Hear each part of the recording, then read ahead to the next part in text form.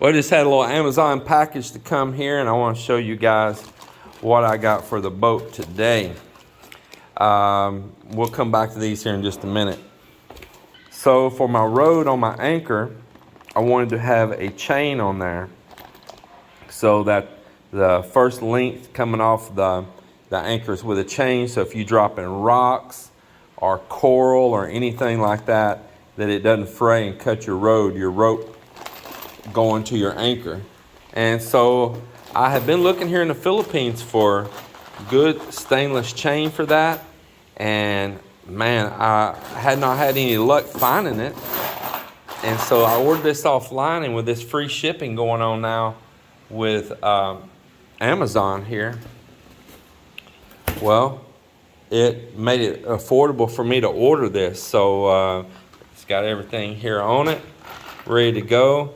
It's 5/16 and it's 10-foot long stainless anchor chain right there, all set up. Ordered that off of Amazon. Now, the thing is that the other day I was at a shop up here in the city and they had stainless steel chain, but it wasn't as good enough quality. I could tell by the color and all on it that wasn't a premium chain. That it's probably a little less quality than I want. I'm trying to be friendly and not say too insulting here. And the price per foot for that chain up there at that stainless steel place in Iloilo was ridiculous. So I actually bought this and had it shipped from the US on Amazon way cheaper than I could buy it right up there in that shop in the city. The price was just absolutely ridiculous. But when we're talking about that shop, I did buy a few other things while I was up there, including, you see, I bought one of these right here. Bought this from them. Now, it wasn't price ridiculous. It was pretty affordable. I bought some stainless steel pulleys right here, and I've got a project that's going to be for those. So I bought those two from them, and they were priced pretty good. And this right here, this stainless steel roller with a bearing inside of it, all stainless. This is a gate roller. It goes on a track. But I bought it because I have a purpose for it. And but it's a little low profile because it's not meant for a rope to go through it. It's low profile right in there. By the time you put a bolt, it's definitely going to be completely closed up in there. So I know where I can buy this stainless right here that's already broke on a 90, and it's longer, and I can make me a new bracket for it and just use the roller part itself. And this is going to go on a boat, and there's going to be something special for it that's going to be in a later video on down the road. So now let's go back to this box here that came in today. This is something I've been waiting for. It's perfect timing for what Cap and I've been out there working on. And this is the diesel stop switch. This is considered a start stop switch because you can use it either way. So you'll push this to stop the engine. Push that red button in, and that energizes a solenoid that shuts off the fuel to the diesel. When you let go, the solenoid returns back and the engine's ready to start again. If you was going to use it as a start, you would engage solenoid like on a starter by pushing it. So it can be used as a start or a stop. But for me, just a stop. And all these boats that came with diesels, with this Mercruiser diesel, they had a red button like this on the dash by the key for stopping the engine. That's the way they were made. Now, right here, hope this is good. Set this over out of the way. I have never bought this brand, RV Guard, RV freshwater pump. Self-priming up to 10 vertical feet, automatic start and stop, and it's a quiet pump. Now, quiet pump, that's the reason that I bought this brand. I always have bought SureFlows, but man, I know from owning so many different RVs, those SureFlow pumps are loud. They really vibrate, brrr, brrr, really shake a lot. You can just hear them so loud. And on the reviews on this pump, it had tons of positive reviews. They had sold a jillion of them. And so many people talked about buying this pump because it was quiet. And if I went to SureFlow's ads on there, on like Amazon for instance, people on there would say that the pump worked good, but it was really loud, and they end up replacing it with an RV guard because it was so much quieter. So I'm hoping I made a good choice on this. I'm gonna put this on the boat for pumping the water up to the faucet.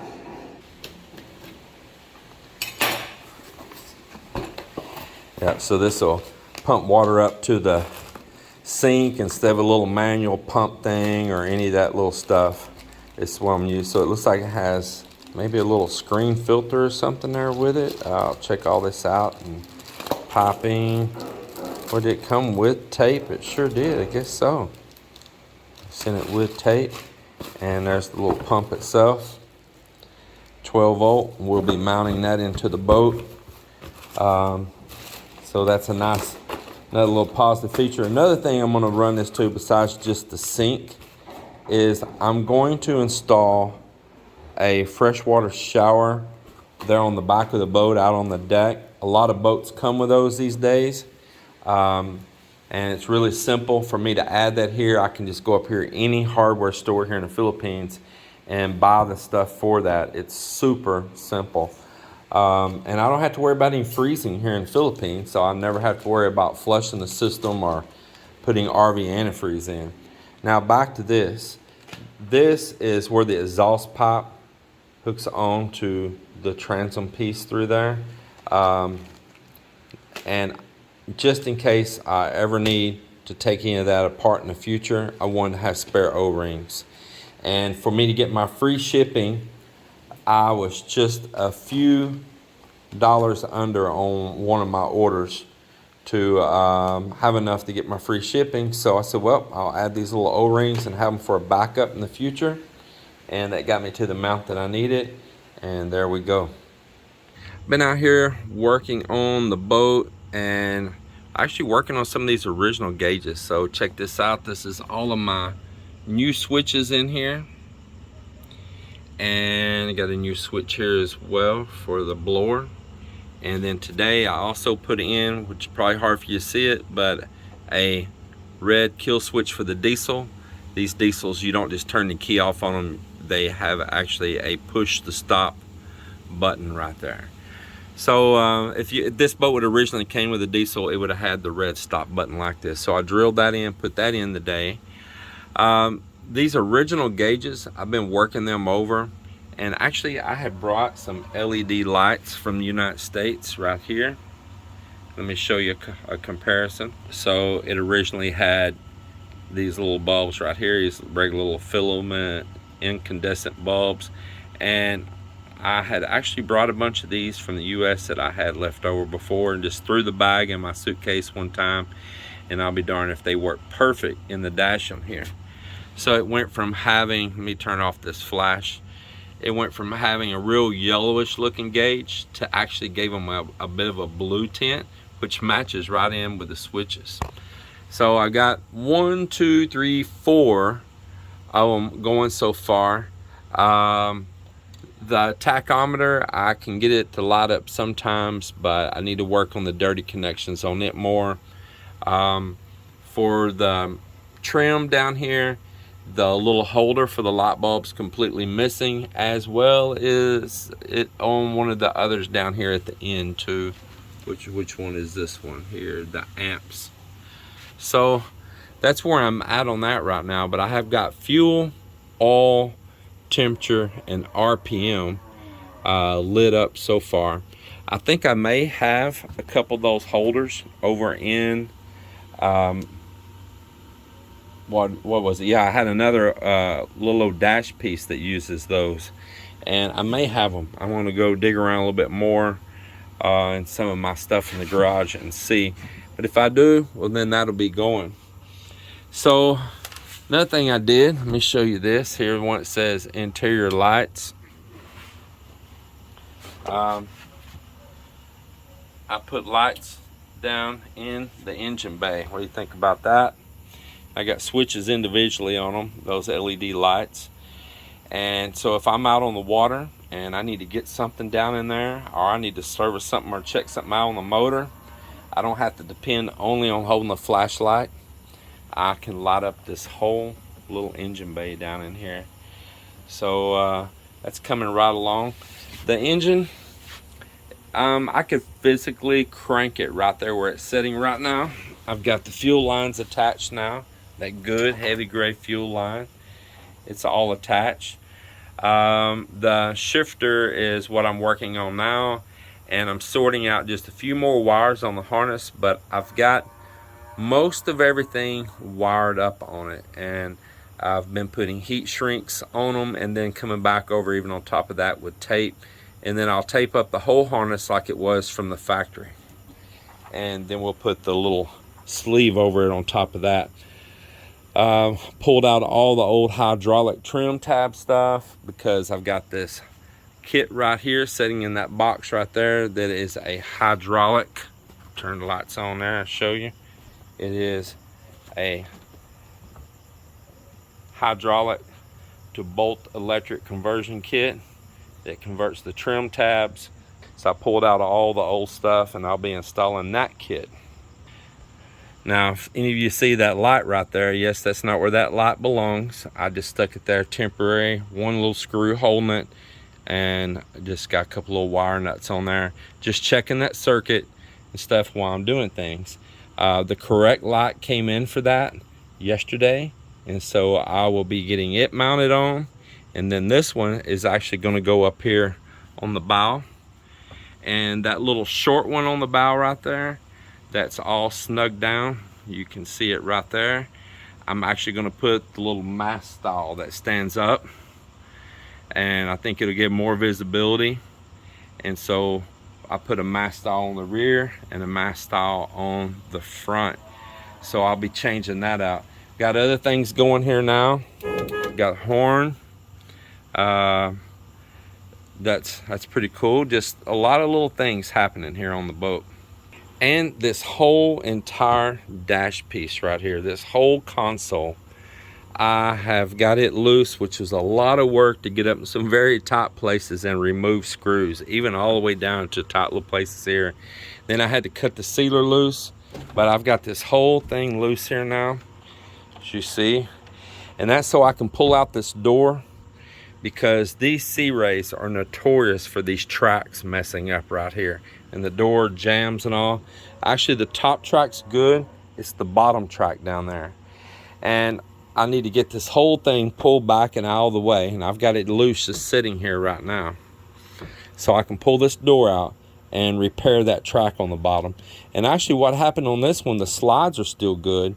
It's the screws came out of the door the way the track slides on.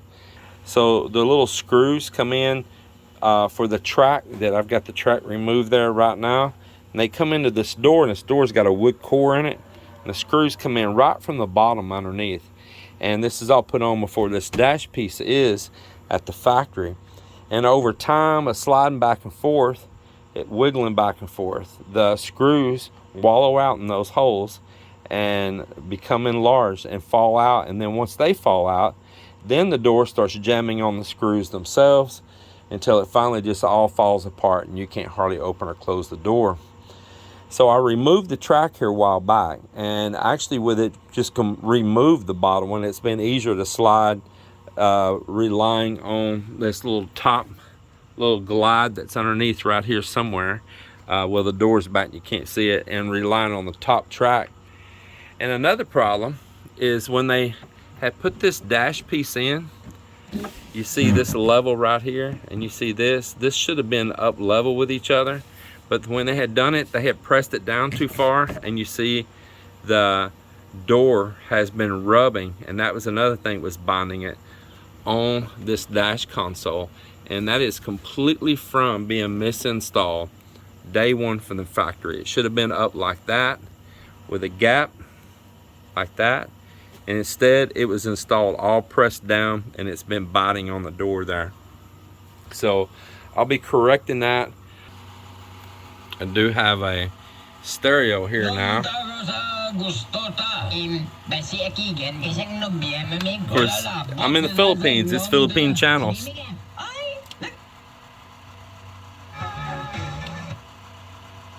Jesse's tattoo.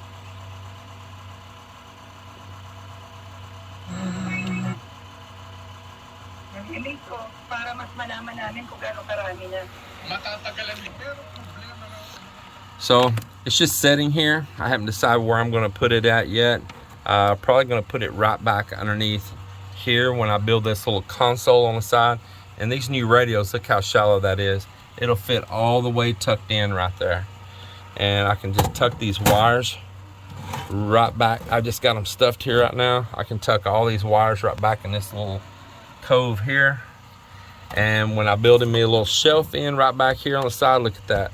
That'll tuck in 100% right there, man. Before, where it was way out here like this. Yep. But what I was going to show you, it has for USB and for an SD card right there.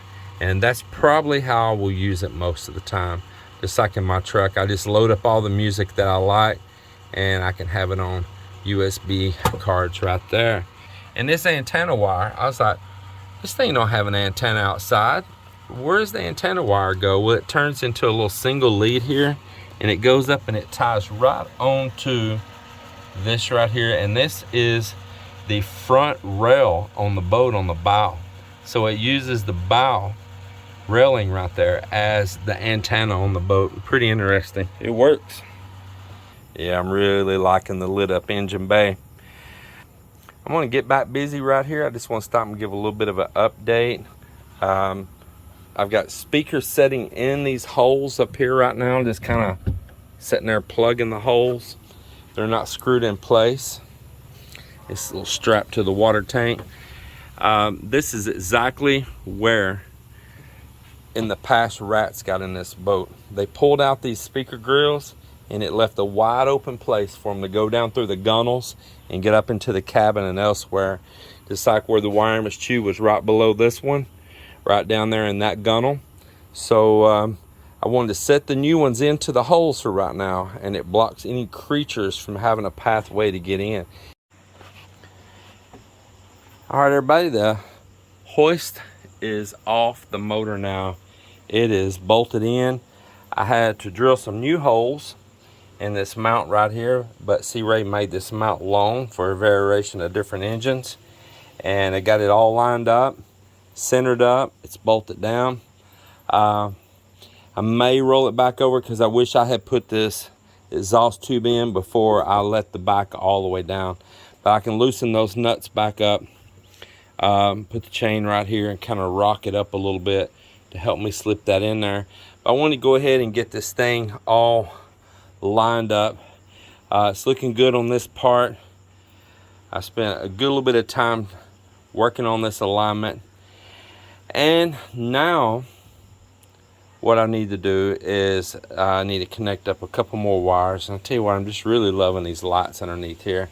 I got just a couple more wires to hook up, a couple more low grounds to hook up, but the shifter, so this is the shifting mechanism off of the 5.7 liter, and the same type of unit right here is already on this diesel. So I'm going to look and see if the cables match, or if I need to pull the shifter and put the one that came from the diesel on it if the lengths are the same. The boats were a foot difference in length. The Trophy was 1 foot longer than this boat, so I'm pretty sure it'll work out. But it may work here with the ones, because this mechanism looks pretty much like the exact same mechanism right here. Yeah, we got more modifications coming off on the trailer for helping me out there a little bit surf launch it. I'll improve that over time. If you watch the videos, I modified the trailer that this boat was on when I bought it, which the people I bought it from here in the Philippines built this trailer, and it was setting up way too high, and I lowered the boat down, man, what was it, like 10 11 inches or something like that, it was sitting up, that I got it lowered down. And it's still, even with that setting too high, they put these real tall tires and stuff on. And if you're going to surf launch, you need to get it on down the water as quick as possible. It'd been better if it had like some little short 14 or 15 inch wheels on it. I'd rather had 3 axles with 14s or 15s, then 2 axles with these big old tall tires that's on here like truck tires. Some of these are just a couple boxes from buying stuff and repairing the boat, but the bulk of all this is stuff ripped out of the boat. Some carpet stuff here, that console, old speakers, just about anything in this pile right here that you see. There's some of the blue pieces all down underneath there everywhere. So I figure I took out maybe just a little over 100 pounds of garbage. You see all this little stuff from the boat, all down in here from the boat. Yeah, so we're gonna get this stuff out of the way right here and clean up, and then we're gonna move the boat out from underneath right there, because soon they're gonna be done welding up top, and I'm gonna have them putting the I-beams in back here. But I want back here in the shade where I can finish that boat up, because it is too hot right there all day, every day. That sun's just pouring down right now.